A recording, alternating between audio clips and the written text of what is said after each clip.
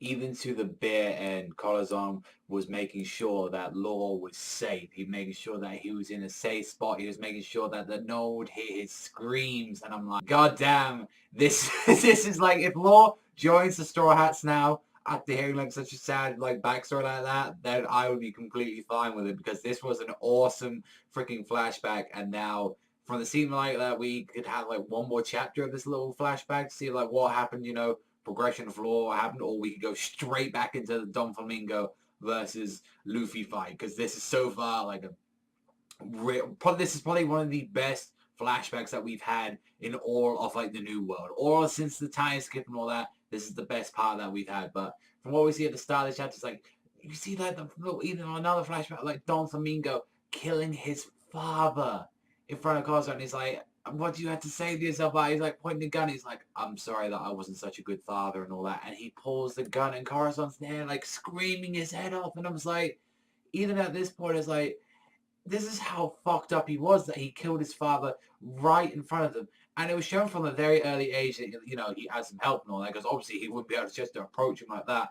And throughout his time, he was able to find, all his people, all his family and all that.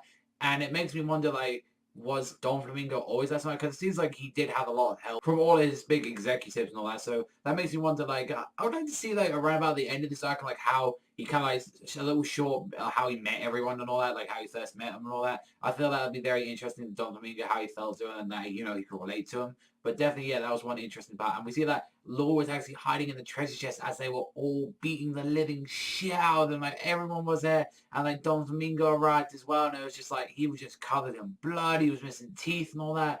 And Law was hiding. He's trying to like shout and scream, but it was because of Corazon's like ability that he was able to like stop the sound from going anywhere. It's like there was a boy that like got escaped from it a while ago, and it was because of one of the Marine ones that actually escaped and left him. And that makes me wonder as well. Like they were doing, it's like, oh damn it, that must be that kid right there. And I was like thinking, like, oh shit, like we gotta undo the cage right now. That could be Law. He could have the power like that. And I was like, when like Corazon admitted to him that he's a Marine and stuff like that, and I was like, oh my god, like that was just so powerful. Even though Law was like, I already know this, and it's like when he just did that and he put the gun in front of this like face like that, right back at him, he's like, fuck you. Like, he might as well just said, fuck you, Don Flamingo. I don't care anymore like that. You twisted, corrupted, evil piece of shit. Ever since you were born, you were just evil. And I was like, God damn, this is just some powerful stuff going on right now. And then you even see it's like what happened to him. It's like Sengoku like picked him up. It wasn't his brother. His brother didn't pick him up. He like literally went back to keep tabs on him.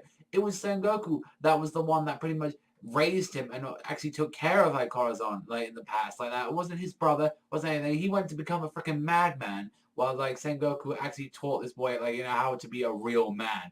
And that's one thing Corazon and he's a real man. He's a real great character and all that. It's like, and I absolutely love this flashback. Like, I hope kind of like we had a little bit more of this like that. I've come to find out this year with flashbacks and stuff, especially with some of my favorite series like One Piece and Amagi. I love flashbacks. I absolutely love them now. Like they're absolutely great. If you have like a whole arc about them, they're pretty fucking good. So yeah, it was a pretty good like chapter that I absolutely loved it. Like it just had so many emotional parts, and when you see Corazon on the floor dead like that, and it was just like, and he shoots him, and it's like, oh my god. And right at the end of the lead, you just hear Law screaming, going, ah, like that, just screaming to the heavens like that. I was like, okay, that was the amazing shit. I absolutely loved it. Like, you people know what I think about One Piece. It's amazing. I absolutely love the manga. Enough said, but let me know anything in the comment section down below what you thought about this chapter of One Piece. But that's all from me. I also thank you very much for watching as always, and I'll see you guys